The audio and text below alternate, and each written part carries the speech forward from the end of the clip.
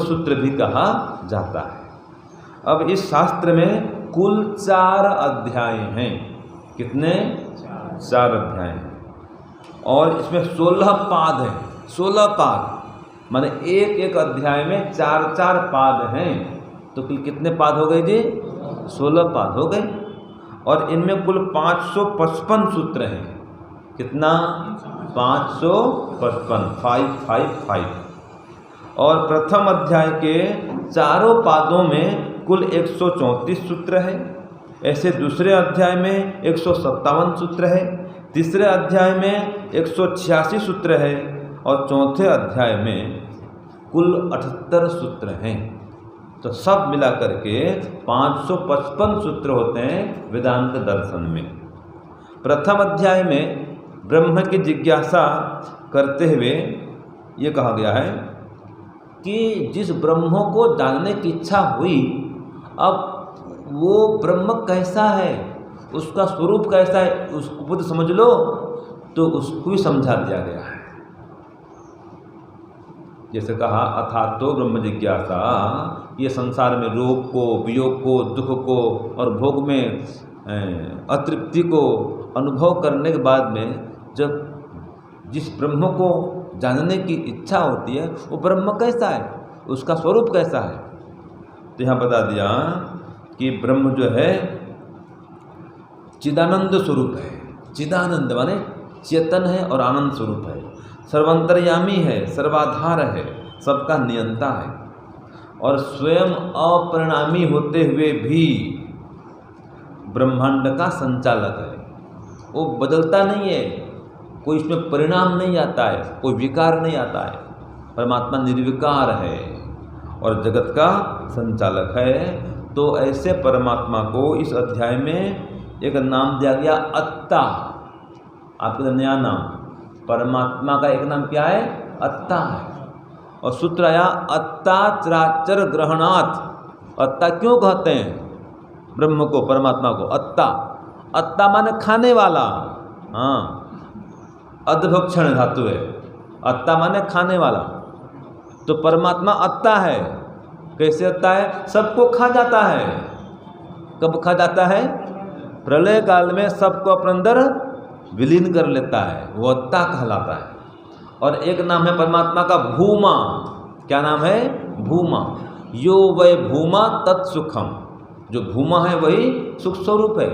न अल्प सुखम इति, अल्प माने जीवात्मा, यहाँ सुख नहीं है और प्रकृति में तो बहुत कम ही सुख है। तो सुख का भंडार तो भूमा परमात्मा ही है। ऐसे ही उसका नाम दिया अक्षर।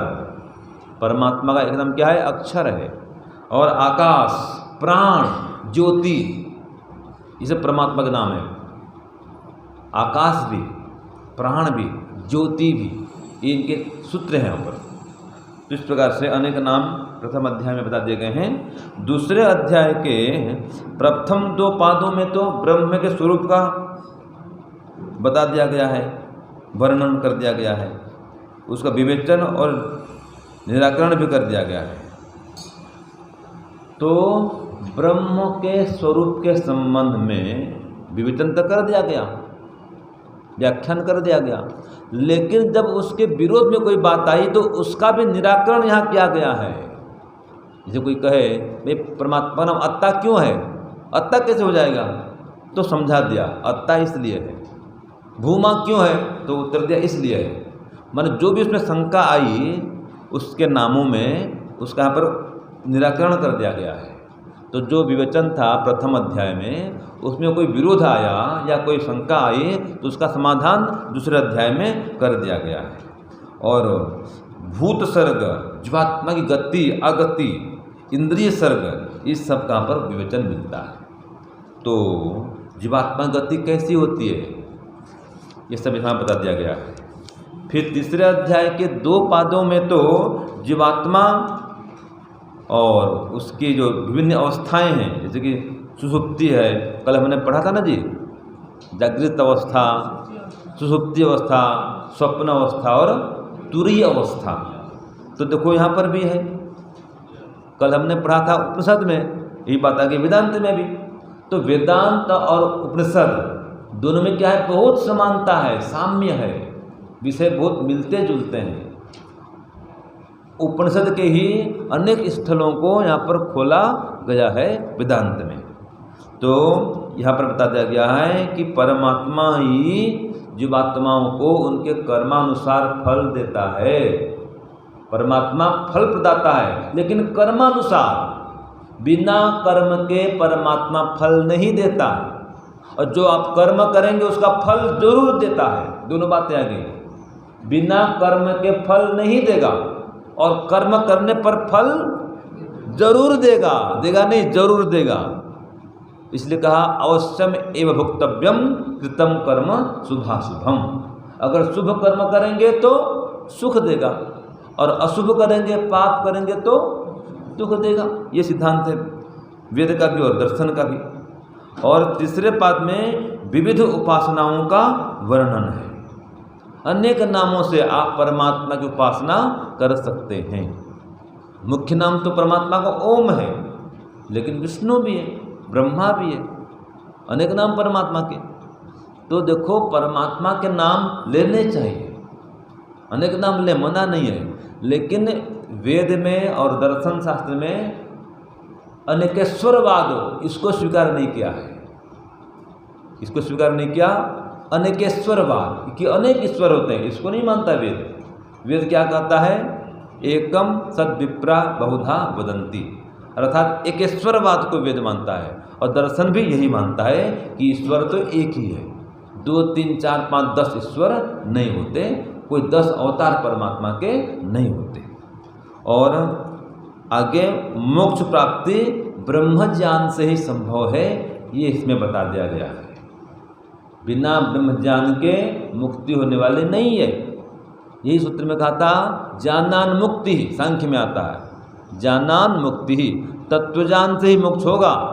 और बंधो विपर्ययात, विपरीत ज्ञान से, अविद्या से बंधन होता है। इसलिए मैं बार बार जप कराता हूँ तमसोमा ज्योतिर्गमय, कि हे ईश्वर मुझे अविद्या से विद्या की ओर ले चलो। जब तक अविद्या है मोक्ष होने वाला नहीं है।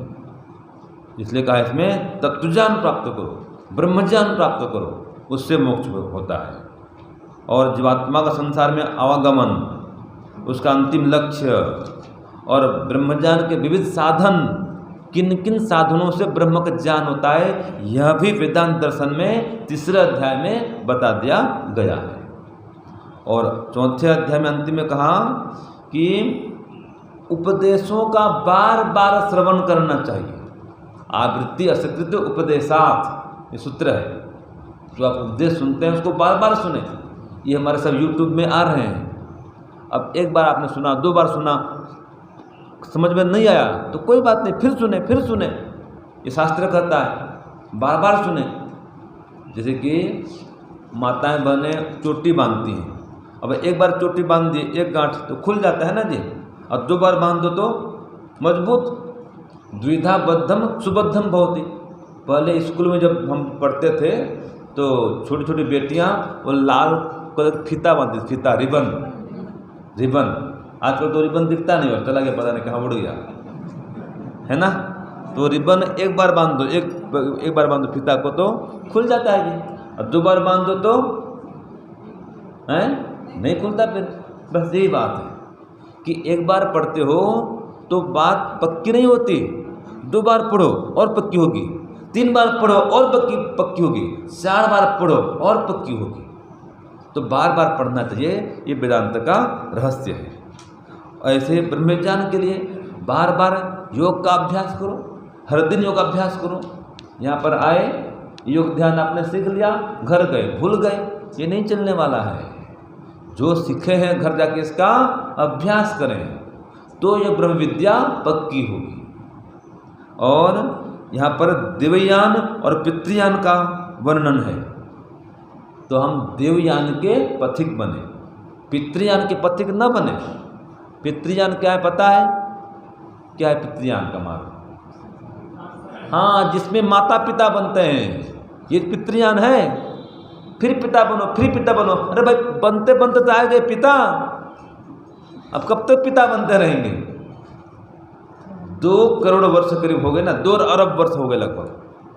ये सृष्टि बने कितने हो गए, लगभग 2 अरब वर्ष हो गए, और तब से हम अगर मोक्ष से आए हैं तो क्या करते हैं, हर बार माता बनो पिता बनो, पिता बनो माता बनो, तो माता पिता तो बनते आए हैं, फिर और कुछ साल बीत जाएगा दादाजी बन जाएंगे, दादी माँ बन जाएंगे, और क्या बनेंगे, फिर मर जाएगा, फिर बेटा बनो, फिर बेटी बनो। तो बेटा बेटी माता पिता दादी दादा यही तो बनते आ रहे हैं, हम क्या कर रहे हैं संसार में, है जी, लगे रहो और क्या। तो विराम कब देंगे इसको, तो विराम दो, चलो मोक्ष की ओर। तो अगर वहाँ चलना है मोक्ष में तो देवयान का पथिक बनो, ये पितृयान का पथिक नहीं बनो। तो जो शिविर में आए हैं ये संकल्प करो, अब बहुत हो गया, थक गए, ये आपको बोध होना चाहिए। ये गृहस्थ का सार भी यही है, गृहस्थ में जाओ, ये प्रयोगशाला है, प्रयोग करो कि जो चाहिए था वो नहीं मिला, वापस चलो, वापस दिशा उल्टी हो गई, डाइवर्जन, अब मुड़ो। तो चलना ब्रह्म की ओर है, ये कहता है वेदांत दर्शन। और मृत्यु के बाद में जीवात्मा की क्या गति होती है और मृत्यु के समय भी क्या गति होती है, ये भी चर्चा आती है वेदांत में। तो जीवात्मा का स्वरूप कैसा है, फिर मोक्ष में वो कैसा रहता है।